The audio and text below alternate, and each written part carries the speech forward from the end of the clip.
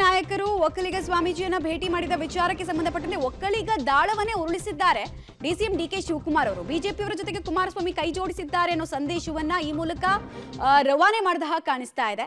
ಕುಮಾರಸ್ವಾಮಿ ಅವರ ಹಿಂದಿನ ಸರ್ಕಾರ ತೆಗೆದವರ ಜೊತೆಗೆ ಈಗ ವಾಪಸ್ ಹೋಗಿದ್ದಾರೆ ನೋಡಿ. ಅವರು ಯಾರು ಯಾರಿಗೆ ದ್ರೋಹ ಮಾಡ್ತಿರೋದು, ಸಮುದಾಯಕ್ಕೆ ಯಾರು ದ್ರೋಹ ಮಾಡ್ತಾರೋದು ನೋಡಿ ಅಂತ ನರೇಷನ್ ಬಿಲ್ಡ್ ಮಾಡೋದಕ್ಕೆ ಹೊರಟಾಗಿ ಕಾಣಿಸ್ತಾ ಇದೆ. ಸ್ವಾಮಿಗಳು ದಡ್ರಲ್ಲ ಅಂತ ಆಯ್ತು. ಅವರು ಏನು ದಡ್ರಲ್ಲ, ಬರ್ತಾರೆ, ಆಶೀರ್ವಾದ ಮಾಡ್ತಾರೆ, ವಿಭೂತಿ ಇಡ್ತಾರೆ, ಹೂನಾರ ಹಾಕ್ತಾರೆ, ಕಳಿಸ್ತಾರೆ. ಸಮಾಜ ಇದ್ದಲ್ಲ, ಸಮಾಜ ಅವರು ನಮ್ಮ ಪರನೂ ಮಾಡೋದಿಲ್ಲ, ಅವ್ರ ಪರನೂ ಮಾಡೋದಿಲ್ಲ. ನನಗೆ ಗೊತ್ತಿದೆ ಅದು. ಈ ಕಾಂಟ್ ಡೂ ದಟ್ ಬಿಕಾಸ್ ಅದು ಬೇರೆ ಸಂದರ್ಭ. ಜನ ಇದ್ದಾರಲ್ಲ, ಸಮಾಜದ ಜನ, ಅವ್ರು ಗಮನಿಸ್ತಾ ಇದ್ದಾರೆ. ನಮ್ಮ ಕಾಂಗ್ರೆಸ್ ಕ್ಯಾಂಡಿಡೇಟ್ಗಳೆಲ್ಲ ಹೋಗಿದ್ರು. ನಾನೇ ಹೇಳಿದ್ದೆ, ನೀವೆಲ್ಲ ಹೋಗಿ ಬನ್ನಿ, ನಾನು ಬೇರೆ ಟೂರಲ್ಲಿ ಇರ್ತೀನಿ, ನಾನು ಸಪ್ರೇಟಾಗಿ ಭೇಟಿ ಮಾಡ್ತೀನಿ ಅಂತ ಹೇಳಿದ್ದೆ. ಸೊ ಎಲ್ಲ ನಮ್ಮ ಕ್ಯಾಂಡಿಡೇಟ್ಗಳು, ನಮ್ಮ ಮಂತ್ರಿಗಳು ಹೋಗಿದ್ರು. ಅದಕ್ಕೆ ಅವರು ಬಿ ಜೆ ಪಿಯವ್ರನ್ನ ಕರ್ಕೊಂಡು ಹೋಗವ್ರೆ. ಬಟ್ ಅದೇ ಬಿ ಜೆ ಪಿಯವ್ರು ಕೇಳಬೇಕಾಯ್ತಲ್ಲ, ಬಿ ಜೆ ಪಿ ಸ್ವಾಮಿಗಳು ಕೇಳಬೇಕಲ್ಲ, ನಮ್ಮ ಚೀಫ್ ಮಿನಿಸ್ಟರ್ ನೀವು ಇಳಿಸ್ಬಿಟ್ರಲ್ಲ ಅಂತ. ಬಹುಶಃ ಅದು ಕೇಳೋಷ್ಟು ಶಕ್ತಿ ಸ್ವಾಮಿಗಳು ಇದೆಯೋ ಅನ್ನೋ ನನಗೆ ಗೊತ್ತಿಲ್ಲ. ಬಿ ಜೆ ಪಿಯವರು ಒಕ್ಕಲಿಗನ ಚೀಫ್ ಮಿನಿಸ್ಟರ್ ಇಳಿಸಿದ್ರಲ್ಲ, ಅದು ಕೇಳಬೇಕು. ಯಾರು ಅಲ್ಲಿ ಹೋಗಿದ್ರಲ್ಲ, ಅವರೇ ತಾನೇ ಇಳಿಸಿದ್ದು. ಯಾರು ಸತ್ಯನ ಮುಚ್ಚಕ್ಕಾಗಲ್ವಲ್ಲ.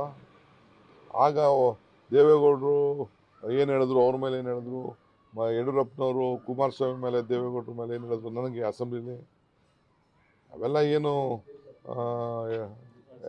ಯಾವುದನ್ನು ಮುಚ್ಚಿಡಕ್ಕಾಗಲ್ವಲ್ಲ. ಎಂತೆಂಥ ಪದಗಳಲ್ಲಿ ನಾವು ಉಪಯೋಗಿಸಿದ್ರು, ಎಲ್ಲ ಪದಗಳನ್ನೆಲ್ಲ ಉಪಯೋಗಿಸಿದ್ರು. ನಾನು ಇವತ್ತವರೆಗೂ ಒಂದಿನ ಆ ಥರ ಪದ ಉಪಯೋಗಿಸಿಲ್ವಲ್ಲ. ಯಾವ ಫೋನ್? ಫೋನ್ ಟ್ಯಾಪು, ಸ್ವಾಮೀಜಿಗಳು ಫೋನ್ ಟ್ಯಾಪೇ ಬಿಡಿ. ಅದನ್ನೆಲ್ಲ ಬಿಡಿ, ಸ್ವಾಮಿಗಳು ಬೇಜಾರಾಗೋದಿದೆ ಅದೆಲ್ಲ ಮಾತಾಡಕ್ಕೆ ಹೋದ್ರೆ. ಕುಮಾರಸ್ವಾಮಿಗೆ ಒಕ್ಕಲಿಗರು ಚೀಫ್ ಮಿನಿಸ್ಟ್ರು ಅಂತ ನಾವು ಕೆಲವೆಲ್ಲ ಮಾತಾಡಿದ್ರು. ಇದೇ ಯೋಗೇಶ್ವರ, ಅಶ್ವತ್ಥನಾರಾಯಣ, ಅಶೋಕ ಎಲ್ಲ ಸೇರಿ ಇಳಿಸಿದ್ರಲ್ಲ. ಆಗೇನಾಗಿದ್ರು ಇವರೆಲ್ಲ, ಶೋಭಕ ಇವರೆಲ್ಲ ಸೇರಿ ಇಳಿಸಿದ್ರಲ್ಲ. ಯಡಿಯೂರಪ್ಪ ಇವರೆಲ್ಲ ಸೇರಿ ಕುಮಾರಸ್ವಾಮಿ ಇಳಿಸಿದ್ರ. ಇಳಿಸಿದವ್ರು ಅವರು, ಕೊನೆ ಕಾಂಗ್ರೆಸ್ ಅವರು ಇಳಿಸಿದ್ರು ಅಂತ ಸಿದ್ದರಾಮಯ್ಯನವ್ರ ಮೇಲೆ ಕೂಗಬೇಕು. ಒಟ್ನಲ್ಲಿ ಬಿಜೆಪಿಯವರು ಒಕ್ಕಲಿಗ ವಿರೋಧಿಗಳು ಅನ್ನೋದನ್ನ ಬಿಂಬಿಸೋದಕ್ಕೆ ಹೊರಟ ಹಾಗೆ ಕಾಣಿಸ್ತಾ ಇದೆ. ಜೊತೆಗೆ ಯಾರು ಒಕ್ಕಲಿಗ ನಾಯಕನನ್ನ ತುಳಿಯೋ ಕೆಲಸನ ಅವತ್ತು ಮಾಡಿದ್ರು, ಅವ್ರ ಜೊತೆಗೆ ಕುಮಾರಸ್ವಾಮಿ ಅವರು ಹೋಗ್ತಾ ಇದ್ದಾರೆ. ಈಗ ಹೇಳಿ ನಿಮ್ ಸಮುದಾಯ ಯಾರ ಜೊತೆ ನಿಂತ್ಕೊಳ್ಬೇಕು ಅನ್ನೋದನ್ನ ಡಿಸಿಎಂ ಡಿಕೆ ಶಿವಕುಮಾರ್ ಅವರು ಕೇಳ್ದಂಗೆ ಕಾಣಿಸ್ತಾ ಇದೆ.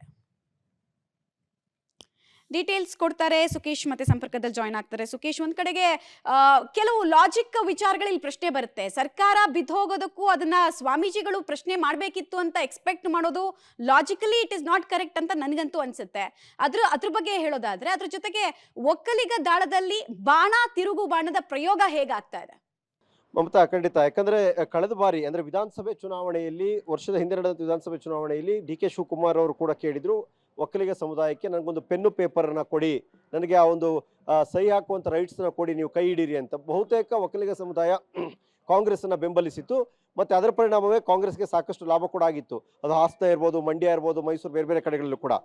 ಈ ಬಾರಿಯೂ ಕೂಡ ಅದೇ ಕಾರ್ಡನ್ನು ಪ್ಲೇ ಮಾಡ್ತಾರೆ ಲೋಕಸಭೆ ಚುನಾವಣೆ ಗೆಲ್ಲಿಕ್ಕೆ ಅನ್ನುವಂಥದ್ದು. ಯಾಕಂದ್ರೆ ಸಾಕಷ್ಟು ಜಿದ್ದಾಜಿದ್ದಿ ನಡೀತಾ ಇರುವಂಥದ್ದು. ಬೆಂಗಳೂರು ಗ್ರಾಮಾಂತರ ಇರ್ಬೋದು, ಮಂಡ್ಯ ಇರ್ಬೋದು, ಹಾಸನ ಇರ್ಬೋದು, ಒಕ್ಕಲಿಗ ಪ್ರಾಬಲ್ಯದ ಕ್ಷೇತ್ರಗಳಲ್ಲಿ ಒಂದು ರೀತಿಯ ಜಿದ್ದಾಜಿದ್ದಿ ನಡೆಯಕ್ಕೆ ಶುರು ಆಗಿದೆ.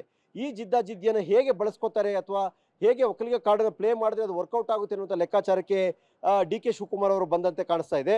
ಇದೇ ಲೆಕ್ಕಾಚಾರವನ್ನು ಇಟ್ಕೊಂಡು ಕುಮಾರಸ್ವಾಮಿಯವರ ಸರ್ಕಾರವನ್ನು ಕೆಡವಿದ್ದು ಅಂದ್ರೆ ಒಕ್ಕಲಿಗರ ಸರ್ಕಾರವನ್ನು ಕೆಡವಿದ್ದು.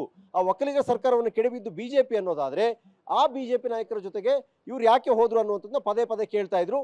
ಇವತ್ತು ಕೂಡ ಅದೇ ಕೇಳಿದ್ರು. ಸ್ವಾಮೀಜಿ ಅವ್ರ ಹತ್ರ ಹೋಗಿದ್ದಾರೆ ಅಂದಾಗ ಸ್ವಾಮೀಜಿಯವರು ಅದನ್ನ ಕೇಳಕ್ ಆಗುತ್ತಾ ಅನ್ನೋ ಮಾತನ್ನು ಹೇಳುವ ಮೂಲಕ ಸ್ವಾಮೀಜಿ ಅದೇ ಕೇಳ್ತಂದ್ರು. ಪ್ಲೇ ಮಾಡುವ ಮೂಲಕವಾಗಿ ಅವರು ಒಕ್ಕಲಿಗ ಸರ್ಕಾರ ತೆಗೆದವರ ಜೊತೆಗೆ ಹೋಗಿದ್ದಾರೆ. ಆ ಕಾರಣ ರೈಟ್. ಧನ್ಯವಾದ ತಮ್ಮೆಲ್ಲ ಮಾಹಿತಿಗಾಗಿ ಸುಕೇಶ್. ಒಟ್ನಲ್ಲಿ ಒಂದ್ ಕಡೆಗೆ ನಿಶಾನೆ ಗೆಲುವು ಒಂದೇ. ಆ ನಿಶಾನೆಯನ್ನ ತಲುಪಬೇಕು ಅಂತ ಹೇಳಿದ್ರೆ ಸಮುದಾಯಗಳ ಒಟ್ಟುಗೂಡುವಿಕೆ ಅಗತ್ಯ ಅನ್ನೋದು ಕಾಂಗ್ರೆಸ್ ಹಾಗೂ ಬಿಜೆಪಿಗೆ ಚೆನ್ನಾಗಿ ಗೊತ್ತಿದೆ. ಹೀಗಾಗಿ ಕೆಲವು ಸೂಕ್ತ ಅಲ್ಲದ ವಿಚಾರಗಳನ್ನು ಪ್ರಸ್ತಾಪ ಮಾಡ್ತಾ ತಮ್ಮ ಲಾಭಕ್ಕೆ ಬಳಸ್ಕೊಳ್ಳೋದಕ್ಕೆ ಎರಡೂ ಪಕ್ಷದ ನಾಯಕರು ಮುಂದಾಗ್ತಾ ಇರೋದು ಸ್ಪಷ್ಟವಾಗ್ತಾ ಇದೆ. ಒಂದ್ ಕಡೆಗೆ ಕಾಂಗ್ರೆಸ್ ನಾಯಕರು ಕೂಡ ಒಕ್ಕಲಿಗ ವಿಚಾರದಲ್ಲಿ ಅಂದ್ರೆ ಬಹಳ ಪ್ರಮುಖವಾಗಿರುವಂತಹ ಮಠ ಆದಿಚುಂಚನಗಿರಿಗೆ ಭೇಟಿ ಕೊಟ್ಟಂತಹ ಸಂದರ್ಭದ ದೃಶ್ಯಾವಳಿಗಳನ್ನ ಕೂಡ ನೀವು ನೋಡ್ತಾ ಇದ್ದೀರಾ, ಫೋಟೋಸ್ ನೋಡ್ತಾ ಇದ್ದೀರಾ. ಕಾಂಗ್ರೆಸ್ ನಾಯಕರು ಭೇಟಿ ಕೊಡಬಹುದು, ಬಿಜೆಪಿ ನಾಯಕರು ಭೇಟಿ ಕೊಟ್ಟ ತಕ್ಷಣ ಕಾಂಗ್ರೆಸ್ನ ಕೆಲವರು ಆಕ್ಷೇಪವನ್ನ ವ್ಯಕ್ತಪಡಿಸೋದನ್ನು ಮುಂದುವರಿಸ್ತಾ ಇದ್ದಾರೆ, ನೋಡ್ತಾ ಇದ್ದೀರಾ.